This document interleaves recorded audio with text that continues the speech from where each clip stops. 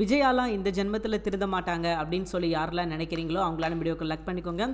ஆமாங்க, இந்த ஜென்மம் கிடையாது, இன்னும் எத்தனை ஜென்மம் எடுத்தாலும் விஜயா திருந்துறதுக்கான வாய்ப்பே கிடையாது அப்படின்றத இந்த இடத்துல பதிவு பண்ணி தான் ஆகணும். இன்றைக்கி எபிசோடில் எதுலேருந்து ஆரம்பிக்கிறாங்க அப்படின்னா, நம்ம மீனா கிட்டேருந்து தான் ஆரம்பிக்கிறாங்க.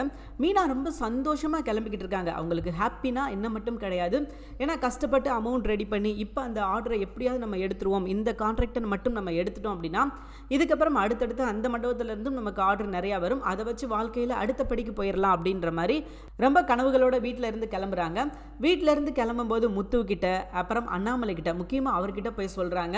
அண்ணாமலைகிட்ட போய் மாமா இந்த மாதிரி மண்டபத்துக்கு அட்வான்ஸ் கொடுக்க போகிறேன் அப்படின்ற மாதிரி சொல்ல, என்னம்மா பணம் கிடைக்கல அப்படின்னு சொன்ன, பணம் கிடைச்சிருச்சா அப்படின்ற மாதிரி அவங்க கேட்க, கிடைச்சிருச்சு மாமா, சீதா எனக்கு கொடுத்தா, அது போக ஃப்ரெண்டுகிட்டையும் வாங்கி கொடுத்தா அப்படின்ற விஷயத்த அண்ணாமலை கிட்ட நம்ம மீனா சொல்கிறாங்க. அண்ணாமலைக்கு ரொம்ப சந்தோஷம். சரிம்மா பார்த்து போயிட்டு வா, பத்திரமா போய் கொடுத்துட்டு எப்படியாவது இந்த ஆர்டரை எடுத்துரு அப்படின்ற மாதிரி கங்க்ராச்சுலேஷன் சொல்லி அனுப்புகிறாங்க. இதை இந்த விசப்பாம்பு ஒன்று சுற்றிக்கிட்டு இருக்கு பார்த்தீங்களா, இந்த விசப்பாம்பு பக்கத்திலே உட்காந்துருக்கும் போது மீனா சொன்னாங்க அப்படின்னா அவங்களுக்கு எவ்வளோ அறிவு இருந்திருக்கும். ஒரு சாதாரண குழந்தைக்கு இருக்கிற அறிவு கூட மீனாக்கு இல்லை அப்படின்னா என்ன பண்ண முடியும்? எதுவுமே பண்ண முடியாது. ஏன்னா ஏற்கனவே சிந்தாமணி கூட சேர்ந்துக்கிட்டு எவ்வளோ பெரிய திட்டம் போட்டாங்க, இவங்களும் தானே பார்த்துக்கிட்டு இருந்தாங்க. மீனா போக விடாமல் தடுக்கணும் அப்படின்னு சொல்லிட்டு சிந்தாமணி பேச்சை கேட்டுட்டு அவங்கள அடைச்சி வைக்க பார்த்தாங்க. ஸோ இந்த விஷயம் மீனாவுக்கு தெரியலனாலும் பிரச்சனை கிடையாது, அவங்களுக்கு நல்லாவே தெரியும். இவங்களுக்கும் சிந்தாமணிக்கும் லிங்க் இருக்குது, இவங்களோட ஸ்டூடெண்ட் அப்படின்ற பேரில் உள்ளே வந்திருக்காங்க. எதுக்காக உள்ளே வந்திருப்பாங்க? உண்மையிலேயே கிளாஸ் கற்றுக்கவா வந்திருப்பாங்க? கிடையாது. ஏன்னா மீனாவை தான் முதல்ல தெரியும், அதுக்கப்புறம் தான் அவங்களுக்கு விஜயாவை தெரியும். ஸோ அப்படி இருக்கும்போது மீனாவை பழி வாங்கணும் அல்லது மீனாவுக்கு ஏதாவது கெடுதல் செய்யணும் அப்படின்றதுக்காக தான் உள்ள வந்திருப்பாங்க அப்படின்றது ஒரு 1ஆம் கிளாஸ் படிக்கிற பச்சை குழந்தைக்கு கூட தெரியும். ஆனால் இந்த எருமை மாடு மீனாவுக்கு தெரியலைன்னா நம்ம என்ன பண்ண முடியும்? எதுவுமே பண்ண முடியாது. அப்போ இப்படி தான் ஆகும் அப்படின்ற மாதிரி தான் நம்ம சொல்ல வேண்டியது இருக்குது. ஏன் அப்படின்னு கேட்டிங்கன்னா, ஸோ கொஞ்சம் விஜயா போனதுக்கு அப்புறம் அல்லது விஜயா இல்லாதப்ப ஏதோ விஷயத்தை அண்ணாமலைகிட்ட சொல்லணும் அப்படின்றதுக்காக அண்ணாமலைகிட்ட சொல்லி அவங்க போய் நேக்கா கொடுத்துருக்கலாம், அல்லது அவர்கிட்ட போய் சொல்லியிருக்கலாம், மாமா இந்த மாதிரி அட்வான்ஸ் கொடுக்க போகிறேன் அப்படின்னு சொல்லிட்டு. அந்த விசப்பாம்பு விஜயாவையும் பக்கத்தில் வச்சுக்கிட்டு அண்ணாமலைகிட்ட போய் ரொம்ப பகுமானமா, மாமா நான் அட்வான்ஸ் கொடுக்க போகிறேன் அப்படின்னு சொன்னால் அந்த விசப்பாம்பு என்ன பண்ணுது அப்படின்னா எல்லாத்தையும் கேட்டுக்கிட்டு ரொம்ப அமைதியாக இருக்குது. அப்போ கூட அண்ணாமலை கண்டுபிடிச்சிட்டாரு, என்னமோ சொன்ன, யாருக்கோ ஏதோ ஃபோன் பண்ண போகிறேன்னு சொன்னால் என்ன ஃபோன் அப்படின்ற மாதிரி விஜயாவை பார்த்து கேட்குறாரு. ஆனால் விஜயா அப்பயும் தப்பிச்சிடுறாங்க. ஒன்றும் இல்லை, அதெல்லாம் நான் அப்படி சொல்லவே இல்லையே, இன்னைக்கு டான்ஸ் கிளாஸ்க்கு வர்றது கொஞ்சம் லேட் ஆகும், அதை தான் நான் பார்வதிக்கு ஃபோன் பண்ணி சொன்னேன் அப்படின்னு சொல்லிட்டு தப்பிச்சிருச்சு அந்த விசப்பாம்புன்னு வச்சுக்கோங்களேன். இப்போ மீனா கிளம்பி போயிட்டாங்க. அவங்க பல கனவுகள் பல கற்பனைகளோட போய்கிட்டு இருக்காங்க. ஸோ எல்லாரும் போனதுக்கப்புறம் விஜயா டக்குன்னு ஃபோன் பண்ணி சிந்தாமணிக்கு ஃபோன் பண்ணுறாங்க. சிந்தாமணி ஒரு முக்கியமான இன்ஃபர்மேஷன், மீனாவுக்கு பணம் கிடைச்சிருச்சு, நம்ம நினச்ச விஷயம் நடக்கலை, மீனாவுக்கு பணம் கிடைக்காது அப்படின்னு தானே நம்ம கணக்கு போட்டிருந்தோம், ஆனால் மீனாவுக்கு இப்போ பணம் கிடைச்சிருச்சு, கையில் பணத்தோடு அவள் மண்டபத்தை நோக்கி வந்துக்கிட்டு இருக்கா, நீ எப்படி தடுப்பியோ தெரியாது, தடுத்துரு அப்படின்ற மாதிரி சொல்ல, அந்த பேய் என்ன பண்ணுது அப்படின்னா, ஓஹோ அப்படியா, சரி இந்த இன்ஃபர்மேஷன் மட்டும்தான் கிடைச்சதா இல்லை வேறு ஏதாவது அடிஷ்னல் இன்ஃபர்மேஷன் இருக்குதா அப்படின்ற மாதிரி கேட்க, இல்லை இப்போதைக்கு இது மட்டும்தான் இருக்குது, பணத்தை கொண்டுட்டு வரா, உன்னால் என்ன பண்ணி தடுக்க முடியுமோ தடுத்துக்கோ அப்படின்ற மாதிரி ஹிண்ட் கொடுத்துட்டாங்க. இந்த ஒரு விஷயம் போதாதா அவங்களுக்கு?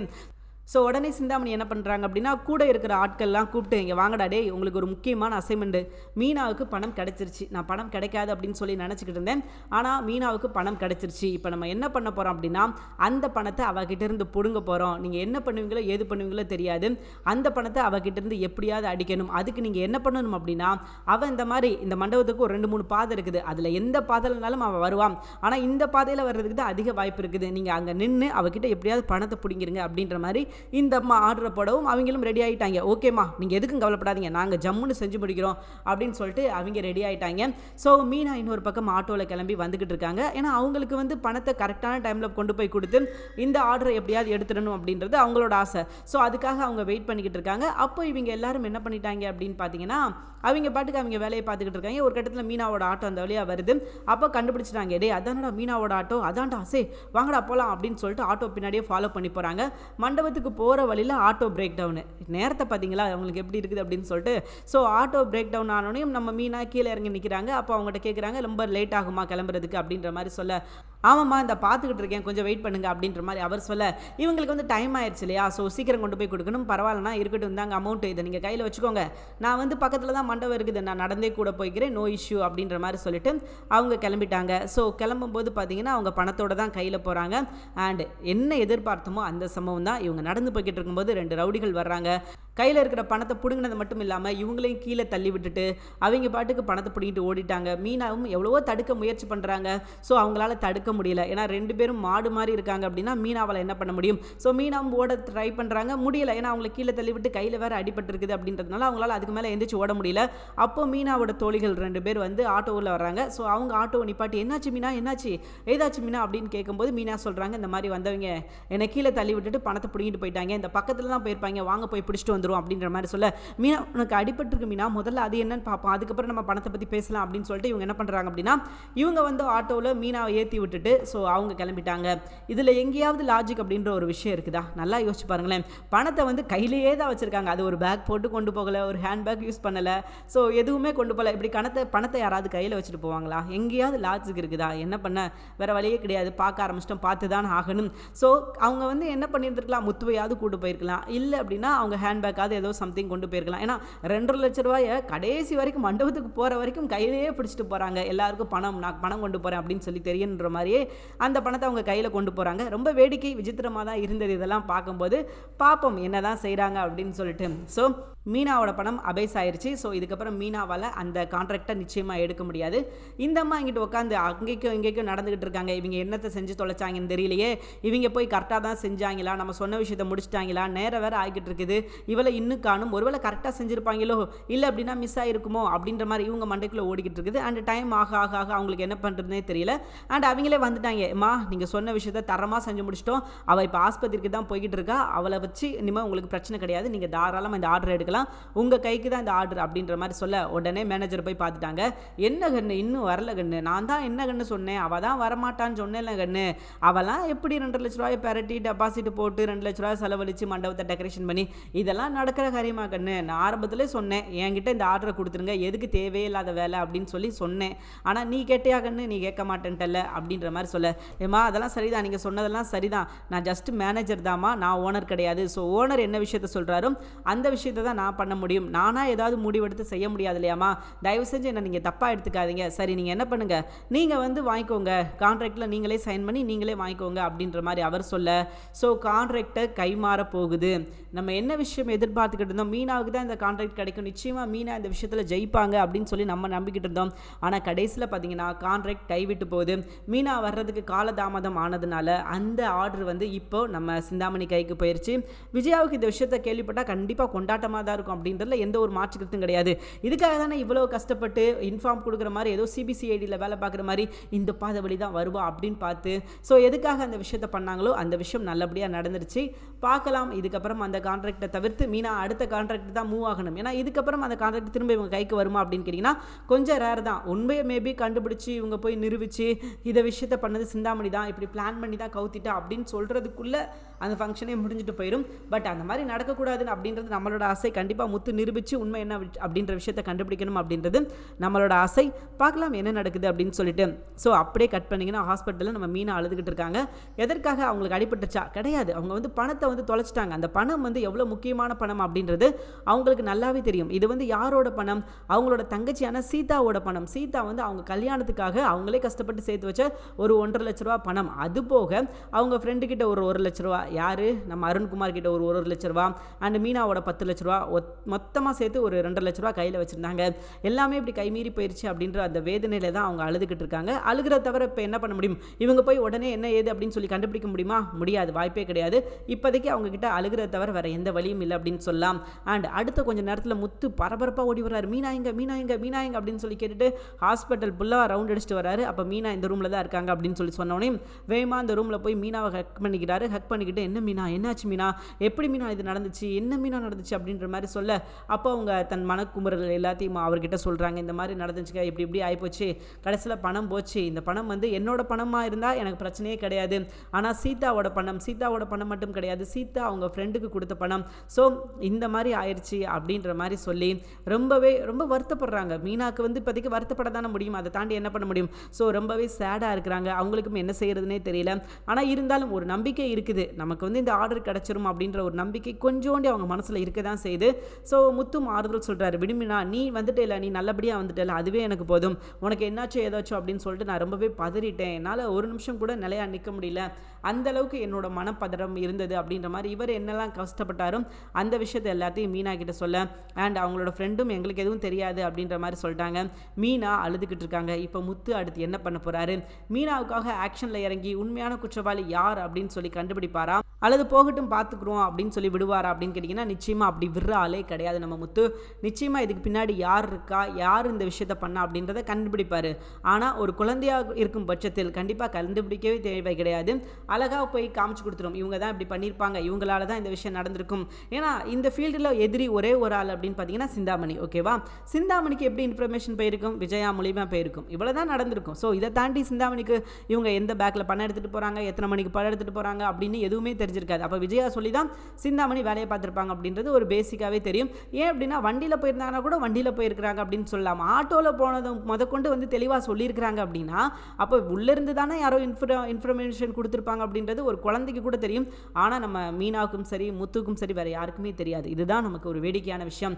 சரிங்க, இப்போ முத்து வந்து நடந்த விஷயம் எல்லாத்தையும் மீனாவிட்ட கேட்டு தெரிஞ்சுக்கிட்டாரு. அண்ட் இப்போ மீனா நேராக வீட்டுக்கு கூட்டு போக அப்போ அங்கே தான் நடந்த விஷயங்கள் எல்லாத்தையும் மீனா எல்லாருக்கிட்டே சொல்கிறாங்க. பணம் போச்சு, எனக்கு அடிபட்டது பிரச்சனை கிடையாது, பணம் போயிருச்சு. அந்த பணம் வந்து சீதாவோட பணமாமா. சீதா ஒரு 1.5 லட்ச ரூபா கொடுத்தா, அது போக அவளோட ஃப்ரெண்டுக்கிட்ட ஒரு 1 லட்ச ரூபா வாங்கி கொடுத்தா. ஸோ மொத்த பணத்தை எல்லாத்தையும் நான் எடுத்து தான் இந்த மாதிரி பண்ணேன், கடைசியில் எல்லாமே இப்படி ஆயிடுச்சு மாமா அப்படின்ற மாதிரி அவங்க புலம்புறாங்க. அவங்க புலம்புறதை கேட்குறதுக்கு யாருமே இல்லை. காரணம் என்ன அப்படின்னு பார்த்தீங்கன்னா இப்போது பணத்தை இழந்துட்டு வந்திருக்கிற மீனாவுக்கு ஆறுதல் மட்டும்தான் சொல்ல முடியும். அதை தாண்டி வேறு யாராலையும் எதுவுமே சொல்ல முடியாது. காரணம் ஒரே ஒரு விஷயந்தான். ஆனால் பணம் யார் எடுத்துகிட்டு போனால் எங்கே போச்சு அப்படின்றது யாருக்குமே தெரியாது. இதுதான் இந்த இடத்துல பெரிய கேள்விக்குறி அப்படின்னு பார்த்தீங்கன்னா இதுதான். ஸோ பணம் யார் மூலியமாக போச்சு, எதற்கு போச்சு, எப்படி போச்சு அப்படின்னு சொல்லிட்டு எந்த ஒரு சின்ன இன்ஃபர்மேஷன் கூட இவங்ககிட்ட கிடையாது. ஸோ அதுதான் எங்கள் பிரச்சனை. ஸோ முத்து கண்டிப்பாக அதுக்கடுத்து கிளம்பி இறங்க போகிறாரு. உடனே மீனா வீட்டிலேருந்து பதறி அடிச்சுட்டு ஓடி வர்றாங்க. மீனா வந்து இந்த மாதிரி ஆக்சிடென்ட் ஆயிடுச்சு அப்படின்னா மீனாக்கு என்னாச்சோ ஏதாச்சும் அப்படின்னு சொல்லி பதறி அடிச்சுட்டு ஓடி வருவாங்க இல்லையா. ஓடி வந்து அவங்க விசாரிக்கிறாங்க. இன்னைக்கு எபிசோட் நடந்த விஷயங்கள் அப்படின்னு பார்த்தீங்கன்னா இவ்வளோ தாங்க. அண்ட் நாளைக்கு எபிசோடில் என்ன நடக்கும் அப்படின்ற விஷயத்தை தெரிஞ்சுக்க இந்த வீடியோ நீங்கள் முழுசாக பார்த்தீங்க அப்படின்னா கண்டிப்பாக நாளைக்கு எபிசோட் இப்படி தான் நடக்கும் அப்படின்றத நீங்கள் தெரிஞ்சுக்கலாம். சரி, இப்போ நாளைக்கு எபிசோடில் பார்த்தீங்கன்னா முத்து வந்து வீட்டுக்கு கூப்பிட்டு நடந்த விஷயங்கள் எல்லாத்தையும் சொல்லிக்கிட்டு இருக்காரு. மீனாவும் சொல்கிறாங்க இந்த மாதிரி சீதாவோட பணம் அப்படின்னு சொல்லிட்டு. ஸோ எல்லாருமே ஆறுதல் சொல்கிறாங்க. அப்போது ரோகிணியாக இருக்கட்டும், ரோகிணி வந்து எதுவுமே பேசலை. சாரி, நான் சுருதியை சொல்லணும் அப்படின்றதுக்கு பதில் ரோகிணியை சொல்லிட்டேன். சுருதி என்ன சொல்கிறாங்க அப்படின்னா மீனா கண்டிப்பாக நீங்கள் உடனே போலீஸ் ஸ்டேஷனில் போய் கம்ப்ளைண்ட் கொடுங்க அப்படின்ற மாதிரி அட்வைஸ் பண்ணுறாங்க. ரவியும் அதே விஷயத்த சொல்கிறாரு. ஆமாம், நீங்கள் உடனே கம்ப்ளைண்ட் கொடுங்க, அப்போ தான் பணம் கொஞ்சமாவது கிடைக்கும். இவங்க என்ன பண்ணுவாங்க ஏது பண்ணுவாங்க அப்படின்னு சொல்லி நமக்கும் தெரியாது அப்படின்ற மாதிரி சொல்ல அப்போது முத்து சொல்கிறாரு யார் இந்த வேலையை பார்த்துருப்பா அப்படின்றது எனக்கு நல்லாவே தெரியும். ஏன்னா மீனாவுக்கு இந்த ஃபீல்டில் எதிரிகள் அப்படின்னு பார்த்தீங்கன்னா அது சிந்தாமணி மட்டும்தான். சிந்தாமணியை தாண்டி இந்த ஃபீல்டில் எதிரிகள் அப்படின்னு சொல்லி யாருமே கிடையாது. இவ்வளோ அக்யூரேட்டாக பணம் மிஸ் ஆனது அப்படின்னு சொல்லி அந்த விஷயம் தெரிஞ்சிச்சு அப்படின்னா கண்டிப்பாக இது சிந்தாமணியோட வேலையாக தான் இருக்கும் அப்படின்னு சொல்லிட்டு நம்ம முத்து கெஸ் பண்ணுறாரு. ஸோ அவர் கெஸ் பண்ணுறது வரைக்கும் கரெக்டு தான். ஸோ அதில் வந்து எந்த மாற்று கருத்தும் கிடையாது. பட் சிந்தாமணி தான் இந்த விஷயத்தை பண்ணியிருப்பாங்க அப்படின்றத இவர் எப்படி நிரூபிக்க போகிறாரு? ஏன்னா அதுதானே முக்கியம். இவங்க வந்து இந்த மாதிரி ஒரு தப்பு பண்ணியிருக்காங்க அப்படின்னா தப்பு பண்ணுறதுக்கான ஆதாரம் அப்படின்ற ஒரு விஷயம் வரும்போது அந்த இடத்துல கொஞ்சம் கண்டிப்பாக சிக்கல் தான் வரும். அதை கண்டுபிடிக்கிறது தான் இப்போ முத்துவோட வேலை.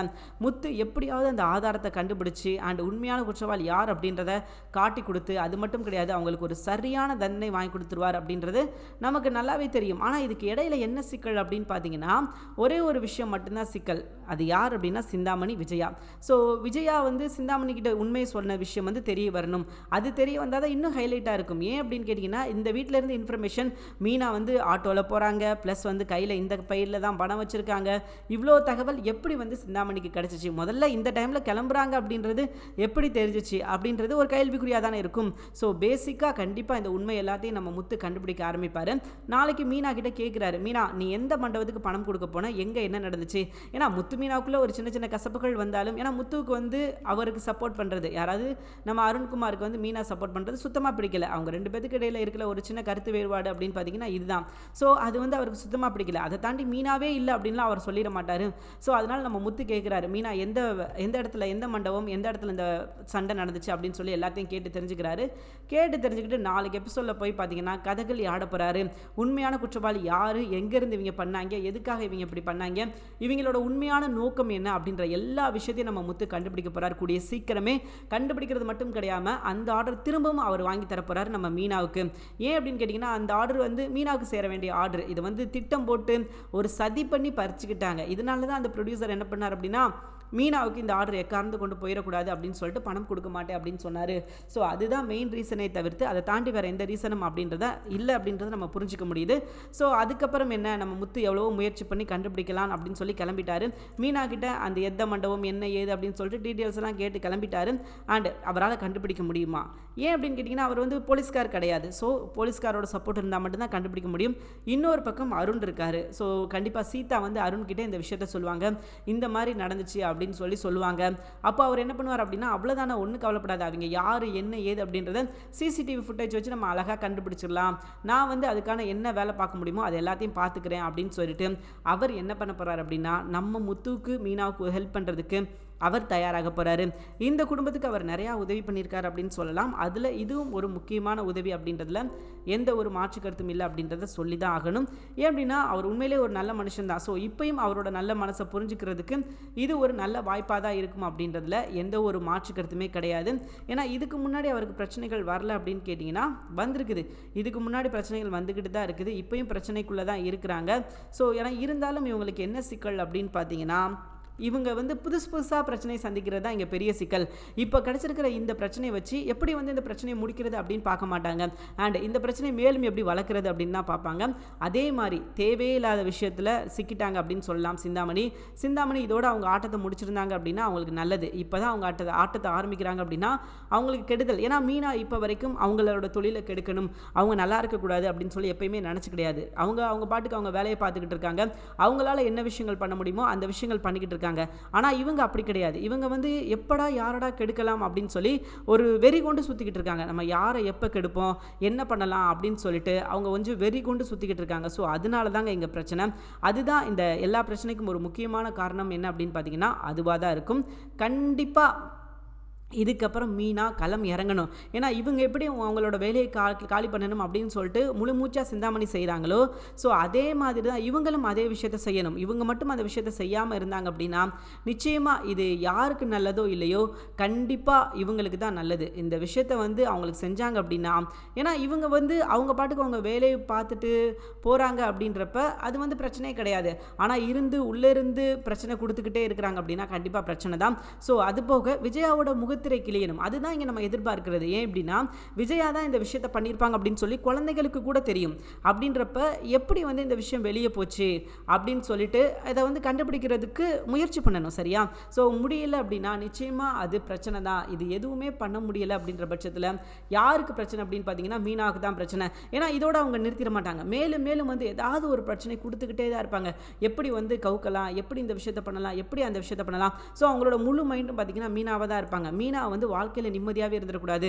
ஏதாவது ஒரு சின்ன கேப்பில் அவள் சந்தோஷமாக இருக்கிறான்னு தெரிஞ்சால் உடனே முடிச்சு விட்டுரு, அவளை பார்த்துக்கலாம், அவளை எங்கே அடிக்கணுமோ அடித்து தட்டி தூக்கு பார்த்துக்கலாம் அப்படின்ற மாதிரி அந்த ஒரு மைண்ட் செட்லேயே தான் அவங்க பண்ணிக்கிட்டு இருப்பாங்க. ஸோ இது எல்லாத்துக்கும் ஒரு முடிவு வரணும் அப்படின்னா மீனா களம் இறங்கணும். இதுக்கப்புறம் வந்து பார்த்துக்கலாம், நீயா நானா, ஏன்னா உன் கூட நான் மோதாமல் நான் பாட்டுக்கு என் வேலை உண்டு நான் உண்டுன்னு இருக்க போய் தானே நீ திரும்ப திரும்ப என்கிட்ட வந்து மோதுற, அப்போ வா நீயா நானான்னு மோதியே பார்த்துருவோம் அப்படின்னு சொல்லிட்டு மீனாவும் சரிக்கு சமமாக களம் இறங்கினா மட்டும்தான் இவங்க கிட்ட பேசி ஜெயிக்க முடியும் அல்லது சண்டை போட்டு ஜெயிக்க முடியும்.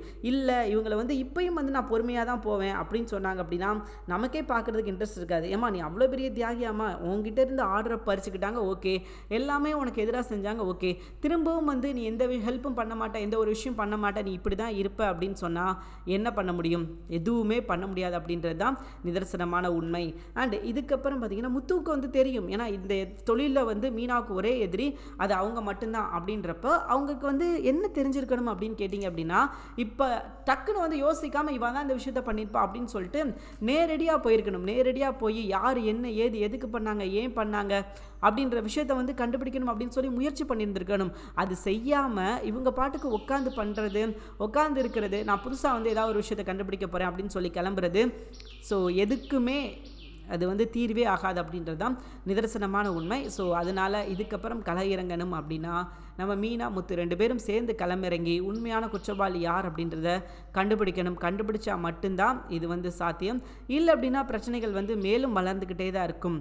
ஸோ பார்ப்போம் இதுக்கப்புறமாவது மீனா நல்ல முடிவு எடுக்கிறாங்களா, இல்லை அப்படின்னா வழக்கம் போல் நான் டம்மி தான், நீங்கள் யாருமே வந்து இந்த மாதிரிலாம் யோசிக்காதீங்க, என்னால் நீங்கள் நினைக்கிற முடிவெல்லாம் எடுக்க முடியாது அப்படின்றத சொல்கிறாங்களா அப்படின்றது நம்ம பொறுத்திருந்து தான் பார்க்கணும். இதுக்கப்புறமும் சொல்லிவிட்டு நம்ம மீனா நான் பொறுத்து போகிறேன் அப்படின்னு சொன்னாங்க அப்படின்னா சொல்கிறதுக்கு ஒரு விஷயம் கூட கிடையாது. நான் பாட்டுக்கு நான் உண்டு என் வேலை உண்டு இருக்கேன் அப்படின்னு சொன்னாங்கன்னா அது எதுவுமே செட் ஆகாது. களம் இறங்கணும். களம் இறங்கினா மட்டும்தான் அது சாத்தியம், அது நடக்கும். அண்டு நம்ம என்ன விஷயங்கள் எதிர்பார்த்துக்கிட்டு இருக்கோமோ அதெல்லாம் கரெக்டாக இருக்கும். அப்படி இல்லை அப்படின்ற பட்சத்தில் நிச்சயமாக அது பிரச்சனை தான் அப்படின்றதுல எந்த ஒரு மாற்று கருத்தும் இல்லை. ஸோ பார்ப்போங்க இவங்க என்ன தான் பண்ணுறாங்க, எப்படி இந்த பிரச்சனையை கொண்டு போகிறாங்க அப்படின்னு சொல்லிட்டு இனி வர எபிசோடில் தெரியும். ஆனால் ஒரு விஷயம் தெளிவாக தெரியுது, இதுக்கப்புறமும் நம்ம மீனா வந்து அமைதியாக இருக்கிறது எந்த வகையிலும் நியாயமே கிடையாது. ஸோ இனிமே தான் நம்ம மீனாவோட ஆட்டம் ஆரம்பிக்குது அப்படின்னு சொல்லலாம். இது நாள் வரைக்கும் மீனா வந்து ரொம்பவே பொறுமையாக தான் டீல் பண்ணிக்கிட்டு இருந்தாங்க. ஆனால் இதுக்கப்புறம் வந்து அவங்க பொறுமையாக டீல் பண்ணுவாங்களா அப்படின்னு கேட்டிங்கன்னா கண்டிப்பாக அந்த இடத்துல கேள்விக்குறி தான். ஏன்னா இதுக்கப்புறமும் பொறுமையாக இருந்தால் அது வந்து வேலைக்கே ஆகாது.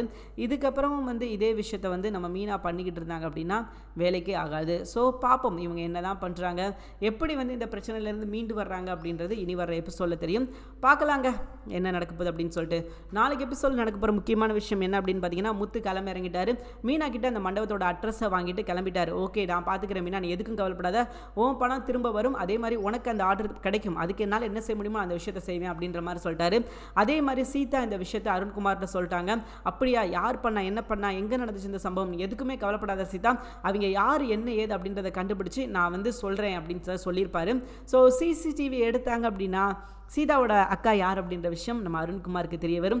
நிச்சயமாக அருண்குமார் சீதாவுக்காக இந்த உதவி செய்வாராம், அல்லது சீதாவோட அக்கா தான் மீனா அப்படின்ற உண்மையை தெரிஞ்சு ஜகா வாங்குவாரா அப்படின்றத நம்ம பொறுத்திருந்து தான் பார்க்கணும். ஸோ எது எப்படிங்க இப்போ தாங்க எபிசோட் கொஞ்சம் சூடு பிடிக்க ஆரம்பிச்சிருக்குது அப்படின்னு சொல்லலாம். இதே மாதிரி ஹைக்கில் போணுச்சு அப்படின்னா ரொம்பவே நல்லாயிருக்கும். இல்லை அப்படின்னா மீண்டும் மீண்டும் பிரச்சனை தான். பார்ப்போம் என்ன நடக்குது, எப்படி இந்த பிரச்சனையை வந்து சமாளிக்க போகிறாங்க அப்படின்றத நம்ம பொறுத்திருந்து தான் பார்க்கணும். எல்லாமே நம்ம முத்து கையில் தான் இருக்குது. முத்து எடுத்துருக்கிற ஒரு அதிரடி ஆட்டத்தை நம்ம பொறுத்திருந்து தான் பார்க்கணும். தேங்க்யூ ஃபார் வாட்சிங். நிச்சயமாக இந்த வீடியோ உங்களுக்கு பிடிச்சிருக்கும் அப்படின்னு சொல்லி நான் நம்புறேன். இந்த வீடியோ உங்களுக்கு பிடிச்சிருச்சு மறக்காம லைக் பண்ணிக்கோங்க. நம்ம சேனலை நீங்கள் இன்னும் சப்ஸ்கிரைப் பண்ணாமல் இருந்தீங்கன்னா உடனே சப்ஸ்கிரைப் பண்ணுங்கள். கூடவே பக்கத்தில் இருக்கிற பெல் ஐக்கானை கிளிக் பண்ணிக்கோங்க. தேங்க்யூ ஃபார் வாட்சிங்.